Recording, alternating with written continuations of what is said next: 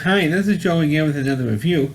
For the sake of this video, we'll be discussing the 1992 film Basic Instinct, starring Michael Douglas, Sharon Stone, George DeNozia, really one of the original actors for Law and Order, and believe it or not, folks, Wayne Knight from Seinfeld. Yes, Newman was in this movie.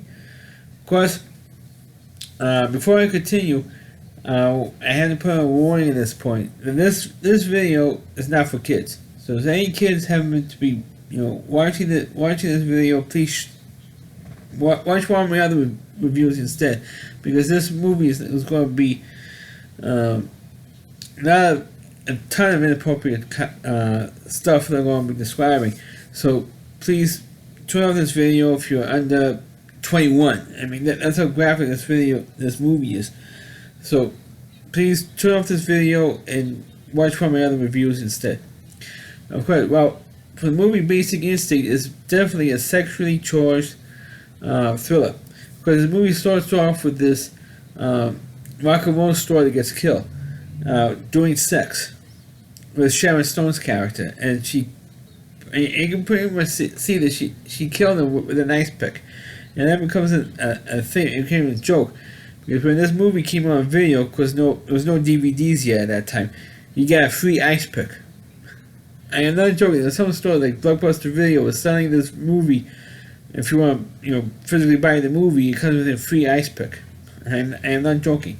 So I was going to say Kirk Douglas. Michael Douglas, as point of George DeNozia, was picked to, do this investigation for the San Francisco Police Department, and they tracked down the guy's girlfriend because they did some forensic evidence, and they could tell that the guy was having sex, and because his manhood was spread out all over, not his anatomy, but what's inside his anatomy was spread out all over, not his blood, but something else was spread out all over the bed and everything else. So they knew that he was having sex with somebody, if not doing it himself. And so when they found that his girlfriend was playing with Sharon Stone, who was kept screwing him all the time, having sex with him, and they determined that, and they figured that this woman was probably the guy the one who did it. So they brought it down to interrogation, and this is the moment in the movie. This is like only 25 minutes into the movie. You see the most famous scene in the film with her in a low, short white dress. Sharon Stone does in a low white dress, and she crosses her legs. And of course, she doesn't wear any underwear, and you see her nether regions in that scene. And it's the most poorest scene, one of the most poorest scenes in movie history, with her showing her nether regions to a room full of men, and she was getting sexually aroused by doing that to these, showing her wares to these guys. And Michael Douglas becomes sexually aroused by her, and they have this eventually have this elusive affair in this film, and there are several graphic sex scenes in this film between Michael Douglas and Sharon Stone, and you do see Sharon Stone, you do see her naked in this film, and she was about 31 at the time. She was either 30 or 31 at the time that this movie came out, and so I don't know if she had a body double or not. It wasn't really known, but you do see pretty much everything on Sharon Stone. Okay, she wasn't hiding a thing. And you almost practically see Michael Douglas naked in this movie as well. So it seems he's walking around naked in the house. I'm not interested in seeing a guy who was in his, I think it was maybe in his 50s at this time, or late 40s, naked. I'm not interested in seeing a almost 50-year-old guy naked. Sharon Stone, yeah, because she's like 20 years younger, but not at the time, but not now.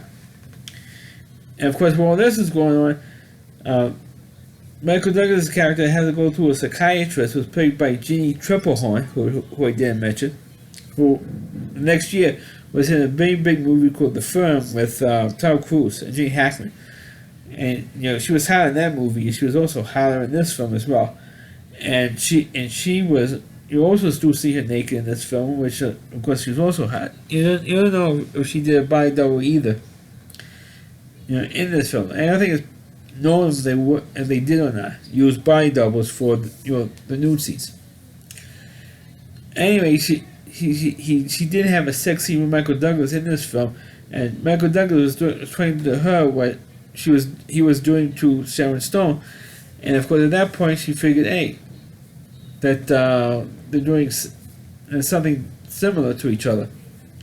While that was going on, because further along that Michael Douglas being manipulated by Sharon Stone's character to the point where they knew that they were going to eventually arrest her, but they didn't have enough proof that she's the one who did it, even though you saw her in the beginning killing the guy. Because she was manipulating everybody. She even manipulated a lie detector test.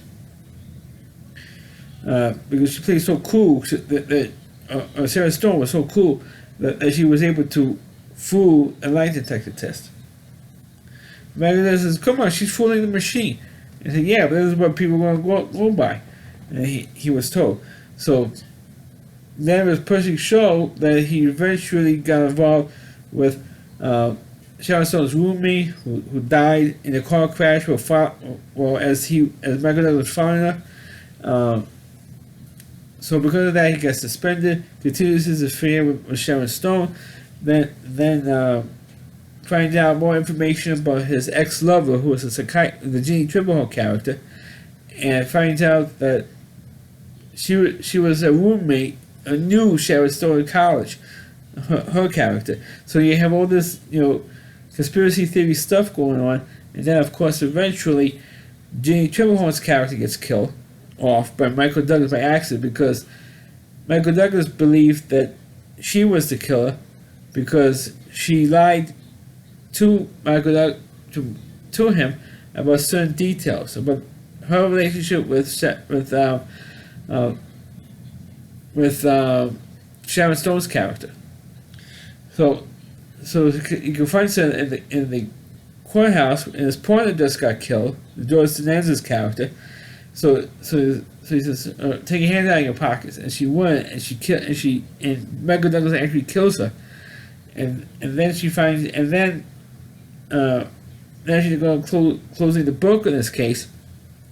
So he goes back to Sharon Stone's character, and they have continued their affair, and it's pretty hot and steamy stuff. They went on between the two of them, and of course, now she wanted this. He wants to be with her for the rest of his life now, and she says, "Oh, I don't want to have any kids." And so Michael Douglas says, "Okay, then just F each other's brains out." And underneath the bed, you see something that Sharon Stone dropped on the floor. It was an ice pick. So you knew that she was thinking of killing him then, and that's pretty much how the movie ends. It kind of is like an unsatisfactory feeling, because you never saw, you never knew if Sharon Stone really did do it or not. It leaves you, it implies at the end of the movie that she actually did do it, and not only that, was planning to kill Michael Douglas's character, and that's pretty much how that ends. But it leaves you completely dissatisfied with the whole. It's just like it's like watching a porno movie almost, like Michael Douglas and Sharon Stone.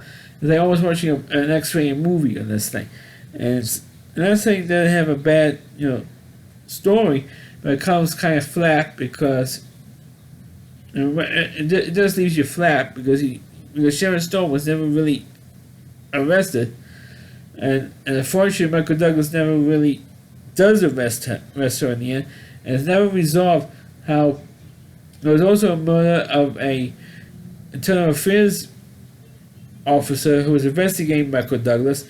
He was killed, and that was not resolved either in this movie, because the internal affairs officer also gets killed, and his murder was not resolved either.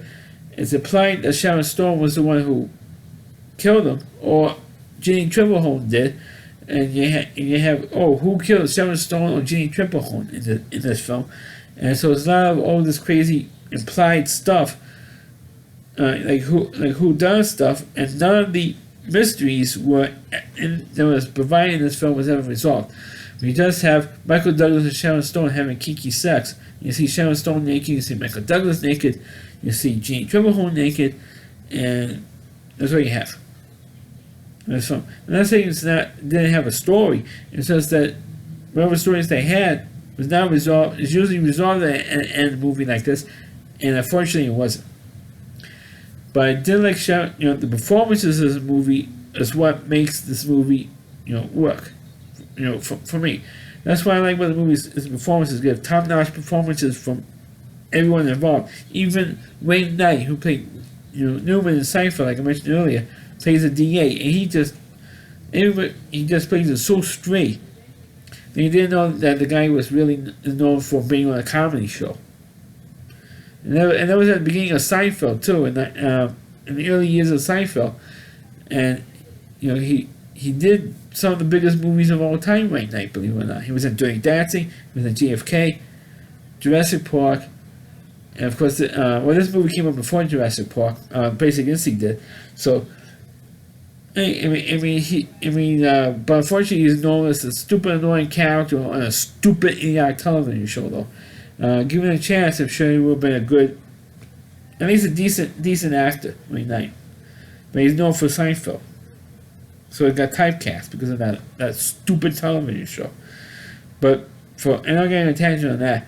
But Basic Instinct is not a bad movie, but it will leave you pretty dissatisfied at the end of this film because nothing was really resolved. A lot of stuff was implied, but nothing resolved. So that's been a review of the movie Basic Instinct. Please click on the video, please rate it. Please subscribe to my channel, and please forward this video onto your Facebook pages.